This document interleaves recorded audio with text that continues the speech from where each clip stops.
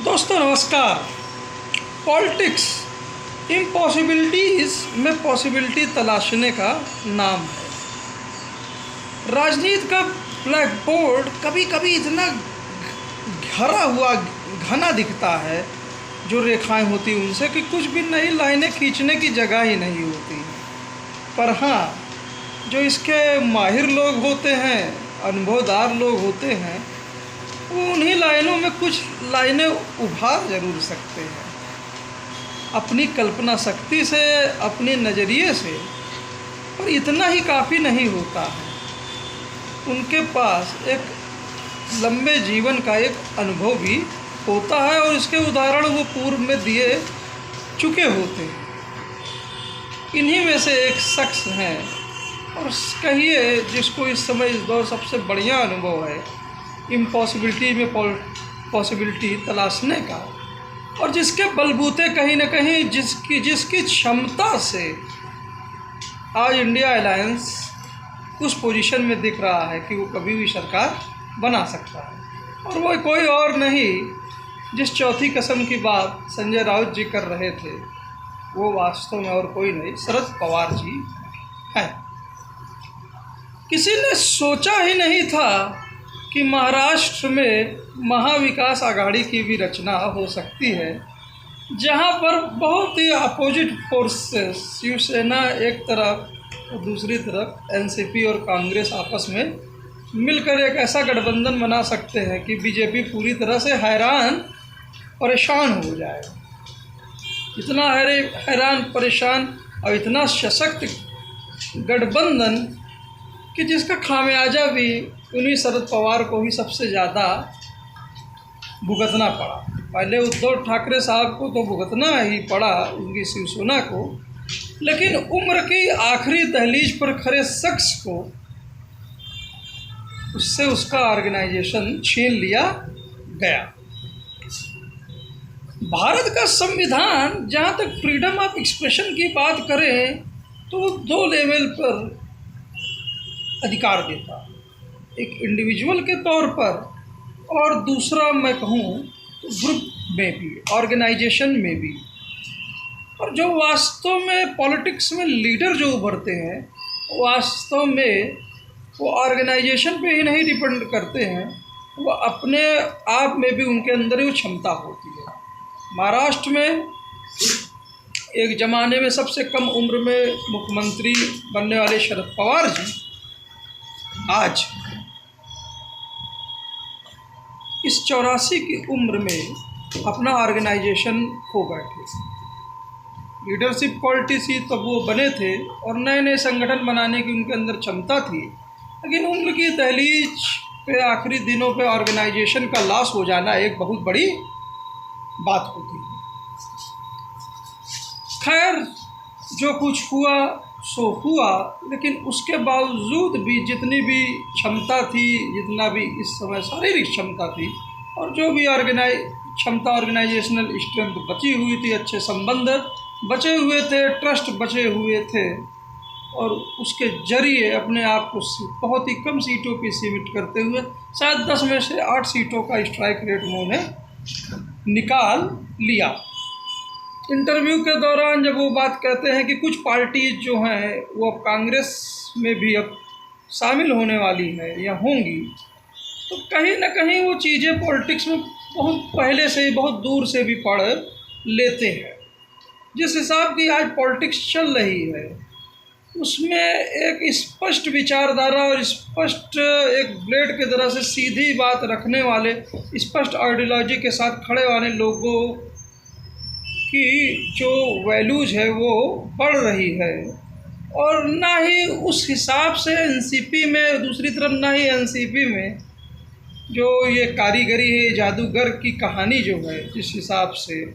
जिनके पास जो कल्पना शक्ति वाली, जो शरद पवार जी के लेवल का कोई आदमी है जो उनके हिसाब से चीज़ें अपने अनुकूल कर सके व्यक्तिगत तौर पर, और ऑर्गेनाइजेशंस को उतना मॉडिफाई कर सके, जोड़ तोड़ कर सके, तो इस लिहाज से अब एनसीपी के लिए मजबूत कांग्रेस जिस हिसाब से आज सबसे बड़ी पार्टी के रूप में उभर के मुंबई में आई है, महाराष्ट्र में, तो उस हिसाब से सबसे सेफ जो रहेगा वो एनसीपी को कांग्रेस के साथ मर्जर की बात वो कहीं ना कहीं इसके ज़रिए वो रख रहे थे। और उसमें जिस हिसाब से जो उनकी स्वयं की जो पुत्री हैं, जो सांसद हैं बारामती से, चौथी बार शायद, तो जो उनका एटीट्यूड है कि एक ठोस एटीट्यूड, जब सब लोग इधर उधर छिटक रहे थे तब भी जो अपनी आइडियोलॉजी और मोदी गवर्नमेंट के खिलाफ जो एटीट्यूड था सुप्रिया सुले जी का, जो उसी तरह बनता दिखा, तो सब कुछ कहीं ना कहीं ये ढांचा मुझे अब बिल्कुल सही दिखता है कि आज नहीं तो कल एनसीपी कांग्रेस में मर्ज हो जाएगी। तो उस लिहाज से मैं उन वक्तव्यों को आज जो शरद पवार जी ने कहा उसको जोड़ते हुए देखता हूँ। तो वहीं जब महाविकास आघाड़ी की जब रचना हुई और उद्धव ठाकरे उसका पार्ट बने, तो कहीं ना कहीं जो उद्धव ठाकरे जी का जो व्यक्तिगत जो शिफ्ट है, और ख़ास से जो उनकी जो व्यक्तिगत आइडियोलॉजी है और जो शिवसेना की आइडियोलॉजी में जो एक बहुत बड़ा शिफ्ट और एक नई परिभाषा रचने की उनके अंदर क्षमता भी शरद पवार ने क्या देख ली थी, ये तो सुधीर सूर्यवंशी जैसे जो अनुभवी पत्रकार हैं जिन्होंने चेकमेट जैसी किताब भी लिखी है वही बता सकते हैं। लेकिन आज की पोजीशंस में हिंदुत्व की नई डेफिनीशन जो ज़्यादा इंक्लूसिव है, ज़्यादा सेकुलर है, ज़्यादा इस भारतीय समाज, इसके परिवेश, गंगा जमुनी तहजीब के साथ मेल खाती है, कहीं ना कहीं उसको उद्धव जी रखने में कामयाब हुए हैं। और मेरी तो पूरी उम्मीद है कि वो नेशनल लेवल पे भी एक दिन उसको इसी तरह रखेंगे। कांग्रेस जो बीजेपी का अपोजिट या आरएसएस का अपोजिट आइडियोलॉजी है वो तो है ही है, लेकिन कहीं ना कहीं जो एक इस नई डिफिनीशन के साथ, इस नई इंक्लूसिव, नई एकोमोडेटिव, सभी धर्मों के अनुकूल हिंदुइज्म और जो इसकी फिलॉसफीज़ में कहीं ना कहीं Indian system of systems of Indian philosophies में कहीं ना कहीं रिप्रेजेंट करता है, वो राम जो कबीर के भी हैं एक तरफ, तो सबरी के भी, जो निषाद के भी हैं, तो एक तरफ हम उनके गुण, उनके आदर्श कहीं ना कहीं गौतम बुद्ध में भी देख सकते हैं। महात्मा गांधी के शब्दों में भी हम देख सकते हैं, जब कठिनाई में, हर एक तरह से दिक्कतों में हुए आदमी के साथ, या जब भी कहीं अन्याय होता है तो हम न्याय के प्रति उस न्याय वाले राम को हम ढूंढते हैं। तो इस ओर कहीं ना कहीं उद्धव ठाकरे जी मुझे जाते हुए दिखते हैं। कोई एक विशेष वर्ग, कोई एक प्रभुत्व वर्ग राम को ऊपर क्लेम नहीं कर सकते। राम भारतीय जनमानस में कुछ इस तरह सबके हैं, और वो जब भी कोई क्लेम करना चाहेगा तो परिणाम आपके सामने है। खैर जो भी, और इनके तत्व और वास्तव में जनमानस में चाहे किसी धर्म हो, जाति हो, पंथ हो, कुछ भी हो, राम के प्रति यही सद्भाव, न्याय का जो एक सिंबल है वो छुपा है। और कहीं ना कहीं ये गुण, इससे प्रेरित जो यहाँ का जनमानस है, और इसके हम भारत के लोग कहीं ना कहीं जब संविधान में अपने इस जस्टिस की बात करते हैं तो आप उससे भी जोड़ सकते हैं। तो कुछ इसी लाइनों में मैं उद्धव ठाकरे जी को देखता हूँ। अक्सर जब कभी लोग इस तरह की बात उठती है कि क्या उद्धव ठाकरे वापस एक दिन बीजेपी के साथ चले जाएंगे या नहीं चले जाएंगे, तो उसका जवाब के तौर पे मैं देखता हूँ, हाँ, जो आज के जो संदर्भ की जो बीजेपी है वो तो पॉसिबल उसमें दिखता नहीं है। पॉलिटिक्स में आगे बहुत कुछ क्या हो सकता है क्या नहीं। तो शरद पवार कुछ ऐसी ही इम्पॉसिबिलिटीज को जन्म दे दिया था महाविकास आघाड़ी को, और वास्तव में महाराष्ट्र ही था जहाँ पे, और जहाँ की सरकार और जहाँ पे बीजेपी और जिस हिसाब से फिर वहाँ की रीजनल पार्टीज़ को तोड़ने की हद तक गई, और जो एक प्रतिरोध सामने आया पूरे देश में, वो प्रतिरोध कहीं ना कहीं आज़ादी के दिनों में भी जो प्रतिरोध तो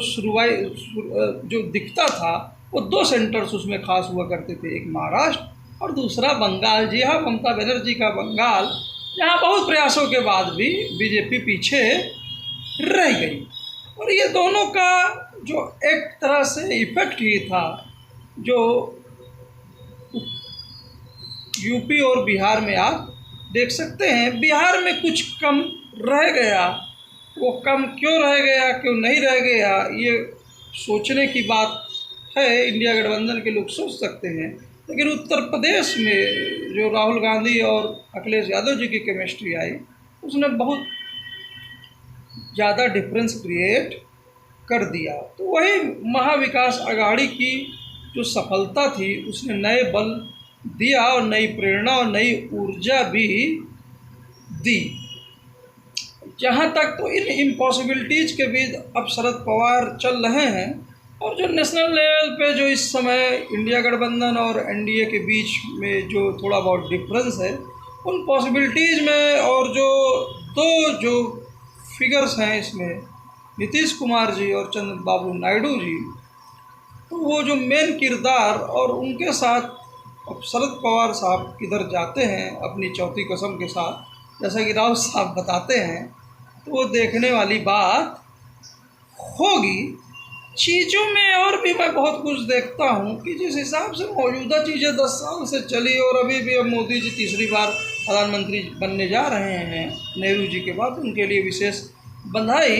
लेकिन जो आर्किटेक्चर उन्होंने खड़ा कर दिया 10 सालों में, और जिस तरफ से थिंकिंग उनकी पार्टी चल रही है, और जिस प्रकार से क्या बोलते हैं गवर्नेंस चल रहा है, तो लाख प्रयासों के बावजूद भी जो चीज़ें हैं वो शायद उस हिसाब से ना आगे बढ़ पाएँ। बढ़ें, आगे बढ़ा ले जाए तो ये उनकी काबिलियत होगी, ये भी देश देखेगा। कहीं ना कहीं अब वक्त आ गया है बीजेपी से स्वयं नए लीडर्स के उभरने का। अब वो नए लीडर्स को कौन उभारता है, मोदी जी उभारे तो सबसे बेटर रहेगा स्वयं बीजेपी के लिए। नहीं तो नए लीडर्स हैं, चाहे नितिन गडकरी जी हों, उत्तर प्रदेश के मुख्यमंत्री योगी आदित्यनाथ जी हों, देवेंद्र फडणवीस भी हों, शिवराज सिंह चौहान जी हों, एक पूरी लंबी कतार लगी है जो अपने आप को एक्सप्रेस करने के लिए। तो ये भी देखने वाली बात होगी। इन परिस्थितियों में जैसा कि खड़गे साहब ने बहुत ही जो अंतिम लाइनें थी कि जो एप्रोप्रिएट स्टेप राइट टाइम पे लेंगे, not to be ruled by BJP, तो खड़गे साहब उसी वक्त का इंतज़ार कर रहे हैं। और वो जो चीज़ें हैं, क्योंकि जो डायमेंशंस हैं, जो रिक्वायरमेंट्स हैं इंडिया गठबंधन की, वो नीतीश कुमार और टीडीपी के जो चंद्रबाबू नायडू हैं